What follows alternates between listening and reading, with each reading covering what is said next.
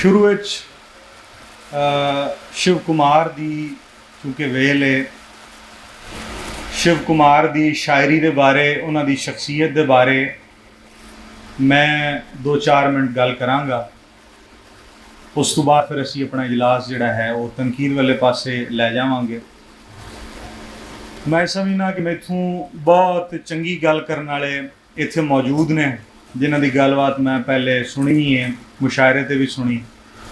तो मैं तो यही समझना कि मैं सिर्फ अपना एक फ़र्ज़ पूरा करना आया कि मैं जिस तरह बतौर नौजवान शिव कुमार नूं पढ़िया है, शिव कुमार नूं समझिया है, मैं तुहाडे सामने उस तरह ही बयान करांगा। ना तो मेरा दावा कि मैं शिव कुमार नूं कोई इंतहा दर्जे का समझने वाला बंदा या सब तो बेहतर समझने वाला बंदा, लिहाजा जो भी मैं कुछ दसा या कुछ बोला उन्होंने कबूल कराया जाए। शादी दे विच साडे आम सांदल बार दे विच ते रस्म मौजूद सी कि जंज नूं वट्टे मारे जाते सन, तो जिहड़ा लाड़ा सी वो वोटी नसा के लैके जांदा सी।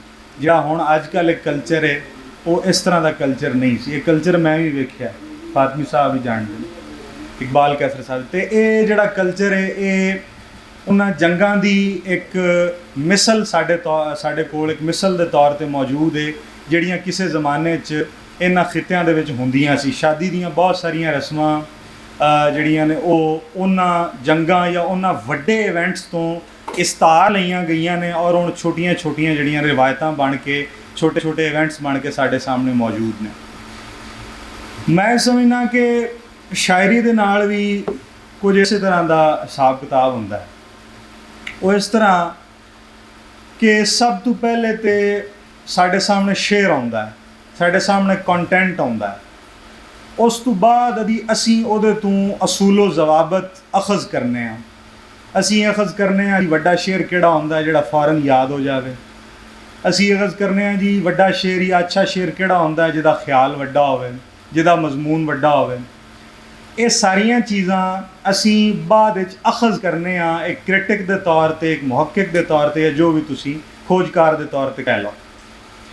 असल दे विच वो वड्डे शायर जिहड़े तारीख दे कैनवस ते खाओ किसी भी ज़बान दे ने वो मौजूद ने। उन्होंने शेर किया, उस तो बाद बहुत सारे पैरामीटर्स जिहड़े ने वो अखज़ कर लिते गए, वो बना लिते गए।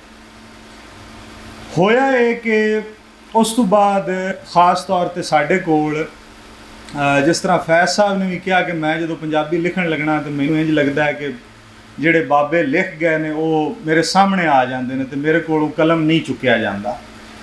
इस तरह होंदा है कि जदों एक रिवायत असूलो जवाबत दी बन के मुआशरे च या शेरी संगतां टुर पाउंदी है तो सानूं ये लगना शुरू हो जाता कि शायद असी साडे वास्ते ज़रूरी है कि असी पहले पैरामीटर्स पढ़ीए, असी पहले इन्हां पैरामीटर्स नूं जाणीए, फिर उस तो बाद शेर कहीए। अक्सर इस तरह होंदा है कि कोई बच्चा भी जिहड़ा शेर कहंदा वो किसी कोल सलाह लैण वास्ते जांदा है तो उन्होंने असातिज़ा भी कहंदे सन कि जी तू पहले 20,000 शेर याद करके आ, तू पहले फलानी क्लासीक दी रिवायत नूं पढ़। वो अपनी जगह बिल्कुल ठीक ने गल्लां, लेकिन खुशकिस्मती नाल तारीख दे विच हमेशा ऐसे इवेंट्स वेखण नूं मिले ने कि जदों कोई ऐसा शायर साडे सामने तारीख विच आ जांदा है जिन्हें ना तो कवायदो जवाबत उस तरह पढ़े होंदे ने, ना उहदी शायरी ते वो लागू हो रहे होंदे ने, बल्कि उहदी शायरी दी विचों नवें कवायदो जवाबत कड्ढे जा सकते होंदे ने। एक ऐसा मुख्तलिफ नौ शायर पैदा हो जाता।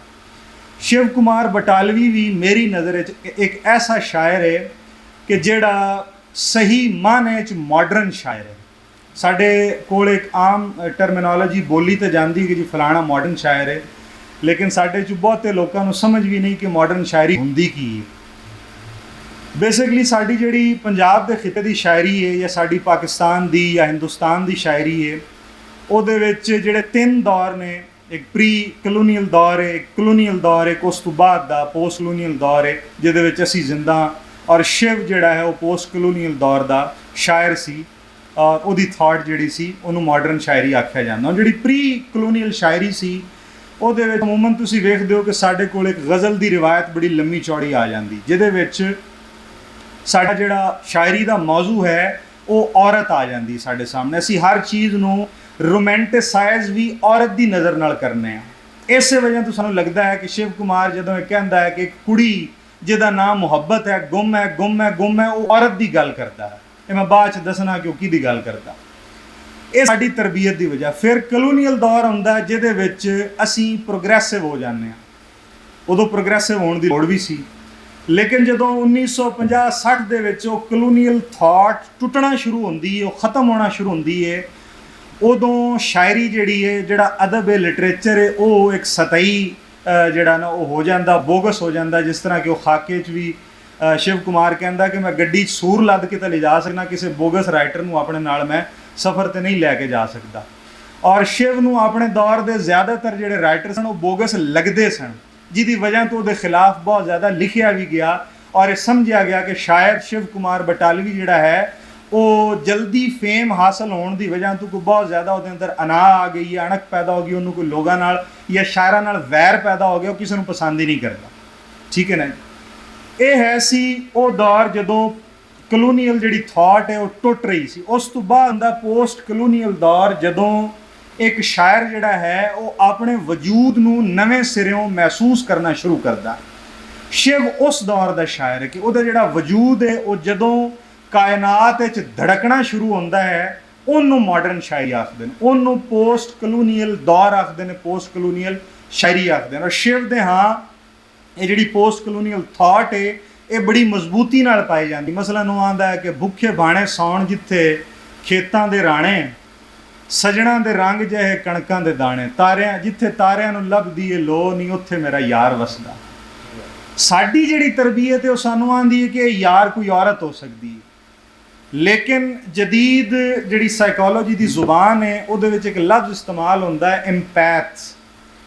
ਉਹ ਜਿਹੜਾ ਇੰਪੈਥ ਹੈ ਉਹ ਬੇਸਿਕਲੀ ਇੱਕ ਐਸਾ ਆਦਮੀ ਹੈ, ਔਰਤ ਵੀ ਹੋ ਸਕਦੀ ਹੈ, ਉਹ ਇੱਕ ਐਸੀ ਸ਼ਖਸੀਅਤ ਹੁੰਦੀ ਹੈ ਕਿ ਜਿਹੜੀ ਕਾਇਨਾਤ ਦੇ ਵਿੱਚ ਮੌਜੂਦ એનર્ਜੀ ਨੂੰ, ਖਾਓ ਰੁੱਖਾਂ ਦੀ એનર્ਜੀ ਹੈ, ਖਾਓ ਕੰਕਰੀਟ ਦੀ એનર્ਜੀ ਹੈ, ਖਾਓ ਇਨਸਾਨਾਂ ਦੀ એનર્ਜੀ ਹੈ, ਖਾਓ ਪੱਖੂਆਂ ਪੰਛੀਆਂ ਦੀ એનર્ਜੀ ਹੈ, ਖਾਓ ਜ਼ਮੀਨ ਦੀ એનર્ਜੀ ਹੈ, ਖਾਓ ਆਸਮਾਨ ਦੀ એનર્ਜੀ ਹੈ, ਖਾਓ ਪਿਛਲੀਆਂ ਵਿਛੜੀਆਂ ਜਾਂ ਰੂਹਾਂ ਦੀ એનર્ਜੀ ਹੈ ਜਿਹੜੀਆਂ ਇਸ ਦੁਨੀਆ ਤੋਂ ਟੁਰ ਗਈਆਂ ਨੇ, ਜਾਂ ਉਹ ਆਉਣ ਵਾਲੀਆਂ ਰੂਹਾਂ ਦੀ એનર્ਜੀ ਹੈ, ਉਹ ਕਬਰਸਤਾਨਾਂ ਦੀ એનર્ਜੀ ਹੈ, ਉਹ ਦਿਨ ਰਾਤ ਦੀ એનર્ਜੀ ਹੈ। ਜਿਤਨੀ ਵੀ ਕਾਇਨਾਤ ਦੀ એનર્ਜੀ ਹੈ ਉਹਨੂੰ ਜਿਹੜਾ ਬੰਦਾ ਬੜੀ ਜਲਦੀ ਉਹਦੇ ਵਿੱਚ ਵੜ ਜਾਵੇ, ਉਹਨੂੰ ਮਹਿਸੂਸ ਕਰ ਲਵੇ, ਉਹਨੂੰ ਜਦੀਦ ਜ਼ਬਾਨ ਵਿੱਚ ਇੰਪੈਥ ਆਖਿਆ ਜਾਂਦਾ।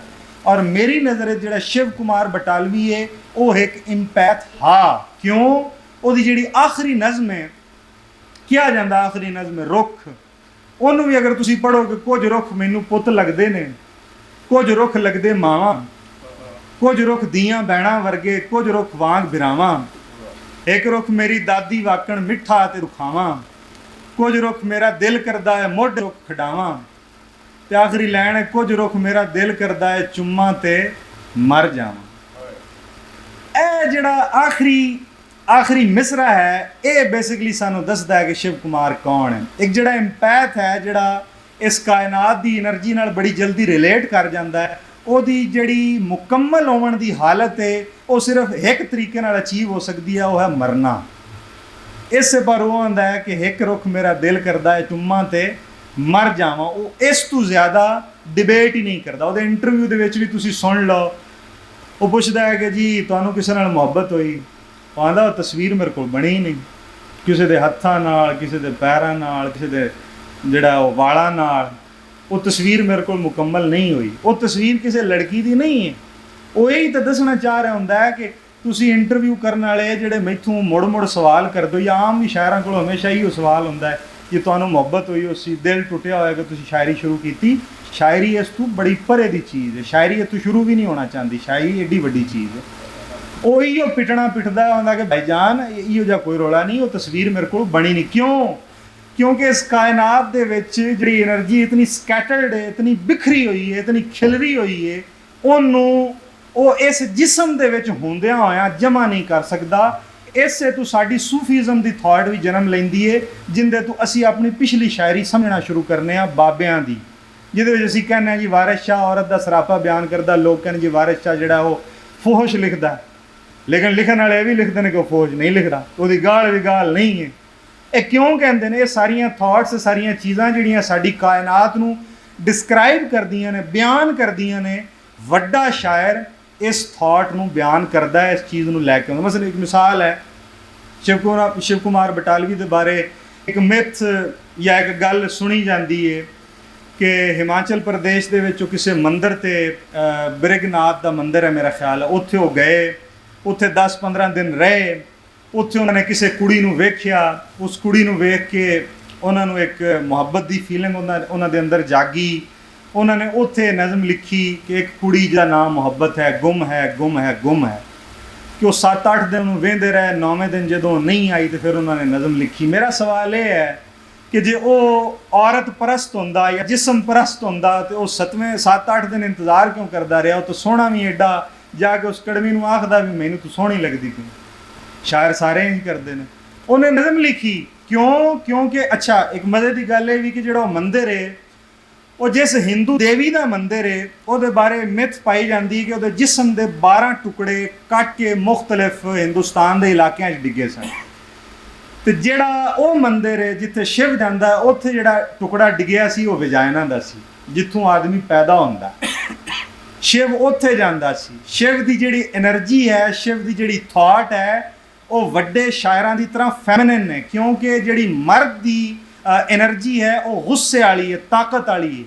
ਜਿਹੜੀ ਔਰਤ ਦੀ એનર્ਜੀ ਉਹ ਠੱਡੀ ਹੈ। ਇਸੇ ਵਜ੍ਹਾ ਤੋਂ ਜਦੋਂ ਵੱਡਾ ਸ਼ਾਇਰ ਬੋਲਦਾ ਹੈ, ਨੀ ਮੈਂ ਤਿੜਕੇ ਘੜੇ ਦਾ ਪਾਣੀ, ਨੀ ਮੈਂ ਸੱਦ ਸਦਰਾਂ ਨੂੰ ਮਾਰੇ, ਮਰਦ ਵੀ ਬੋਲੇ ਤਾਂ ਉਹ ਔਰਤ ਹੋ ਕੇ ਬੋਲਦਾ। ਕਿਉਂ? ਕਿਉਂਕਿ ਉਹਦੇ ਅੰਦਰ ਜਿਹੜੀ એનર્ਜੀ ਹੈ ਉਹ ਔਰਤ ਦੀ ਤਰ੍ਹਾਂ ਨਰਮ ਹੈ, ਗੁਦਾਲ ਹੈ, ਠੰਡੀ ਹੈ। ਔਰ ਚੂँਕਿ ਔਰਤ ਜਿਹੜਾ ਉਹ ਤਖਲੀਕ ਦਾ ਇਸ ਜ਼ਮੀਨ 'ਤੇ ਸਭ ਤੋਂ ਵੱਡਾ ਇਸਤਾਰਾ ਸਾਡੇ ਵਾਸਤੇ, ਇਸ ਵਾਸਤੇ ਵੀ ਜਿਹੜਾ ਇੱਕ ਸ਼ਾਇਰ ਹੈ ਉਹ ਉਹਨੂੰ ਉਸ ਥਾਟ ਪ੍ਰੋਸੈਸ ਨੂੰ ਲੈ ਕੇ ਚੱਲਦਾ ਆਪਣੀ ਸ਼ਾਇਰੀ ਦੇ ਵਿੱਚ, ਉਹ ਕਿਸੇ ਜੁੱਸੇ ਜਿਸਮ ਨੂੰ ਲੈ ਕੇ ਨਹੀਂ ਚੱਲਦਾ। ਆਖਰੀ ਗੱਲ ਹੈ ਕਿ ਸਾਡਾ ਜਿਹੜਾ ਸ਼ਿਵ ਕੁਮਾਰ ਬਟਾਲਵੀ ਹੈ ਉਹਦੇ ਨਾਲ ਇੱਕ ਦਰਾਅ ਇਹ ਹੋਇਆ ਕਿ ਅਸੀਂ ਇਹ ਸਮਝਦੇ ਹਾਂ ਕਿ ਸ਼ਿਵ ਕੁਮਾਰ ਬਟਾਲਵੀ ਦੇ ਗਾਣੇ ਗਾਏ ਗਏ ਨੇ, ਉਹਦੀ ਵਜ੍ਹਾ ਤੋਂ ਸ਼ਿਵ ਕੁਮਾਰ ਬਟਾਲਵੀ ਬੜਾ ਮੇਨ ਸਟ੍ਰੀਮ 'ਤੇ ਆ ਗਿਆ ਹੈ। ਉਹ ਬਿਲਕੁਲ ਮੇਨ ਸਟ੍ਰੀਮ 'ਤੇ ਨਹੀਂ ਆਇਆ। ਉਹਦੇ 'ਤੇ ਜਿਤਨਾ ਇੰਟੈਲੈਕਚੁਅਲ ਕੰਮ ਹੋਣਾ ਚਾਹੀਦਾ ਉਹ ਅਸੀਂ ਕੀਤਾ ਹੀ ਨਹੀਂ। ਮੈਨੂੰ ਵਿਦਾ ਕਰੋ, ਅਸੀਂ ਸੁਣ ਲੈਂਦੇ ਹਾਂ ਪੌਪ ਕਲਚਰ ਹੈ। ਇੱਕ ਕੁੜੀ ਜਿਹਦਾ ਨਾਮ ਮੁਹੱਬਤ, ਅਸੀਂ ਸੁਣ ਲੈਂਦੇ ਹਾਂ ਪੌਪ ਕਲਚਰ ਹੈ। ਪੌਪ ਕਲਚਰ ਨੇ ਸ਼ਿਵ ਦੀਆਂ ਚੀਜ਼ਾਂ ਨੂੰ ਕੱਢ ਕੇ ਮੇਨ ਸਟ੍ਰੀਮ 'ਤੇ ਤਾਂ ਲਿਆਂਦਾ ਹੈ, ਲੇਕਿਨ ਸ਼ਿਵ 'ਤੇ ਜਿਹੜਾ ਅਸਲ ਇੰਟੈਲੈਕਚੁਅਲ ਕੰਮ ਹੋਣਾ ਚਾਹੀਦਾ ਸੀ, ਜਿਹਦੇ ਬਾਰੇ ਮੈਂ ਕੁਝ ਆਪਣੇ ਵਿਚਾਰ ਸਾਂਝੇ ਕਰ ਸਕਿਆ, ਉਹ ਅਸੀਂ ਕੰਮ ਨਹੀਂ ਕੀਤਾ। ਇਸ ਵਾਸਤੇ ਮੈਂ ਚਾਹੁੰਦਾ ਕਿ ਮੇਰੀ ਇਸ ਗੱਲ ਤੋਂ ਬਹੁਤ ਸਾਰੇ ਲੋਕ ਅਗਰ ਬੋਰ ਵੀ ਹੋ ਰਹੇ ਨੇ, ਜੇ ਕੋਈ ਇੱਕ ਬੰਦਾ ਵੀ ਜਿਹੜਾ ਹੈ ਉਹ ਇਸ ਗੱਲ ਨੂੰ ਪਿਕ ਕਰ ਰਿਹਾ ਕਿ ਮੈਂ ਗੱਲ ਕੀ ਕਰ ਰਿਹਾ, ਤੇ ਮੇਰਾ ਖਿਆਲ ਹੈ ਕਿ ਸਾਡੇ 'ਚ ਉਸ ਇੱਕ ਬੰਦੇ ਨੂੰ ਹੀ ਸ਼ਿਵ ਕੁਮਾਰ 'ਤੇ ਕੰਮ ਕਰਨਾ ਚਾਹੀਦਾ। ਸ਼ਿਵ ਕੁਮਾਰ ਮੇਰੀ ਨਜ਼ਰ 'ਚ ਇਹ। ਬਹੁਤ ਸ਼ੁਕਰੀਆ ਤੁਹਾਡਾ ਸਾਰਿਆਂ ਦਾ।